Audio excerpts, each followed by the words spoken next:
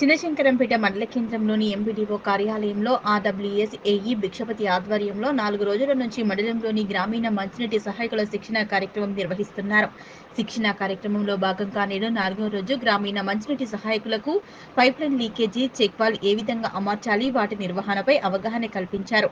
RWS AE Bhikshapathi మాట్లాడుతూ మండలంలో 4 రోజులుగా గ్రామీణ మంచినీటి సహాయకులకు పైప్లైన్ లీకేజీ, చెక్వాళ్ల పంపిణీ, హ్యాండ్ బోర్ రిపేర్, మంచినీటి సరఫరాపై అవగాహన కల్పించామన్నారు. మండలంలో గ్రామీణ మంచినీటి సహాయక శిక్షణా కార్యక్రమం 4వ రోజు.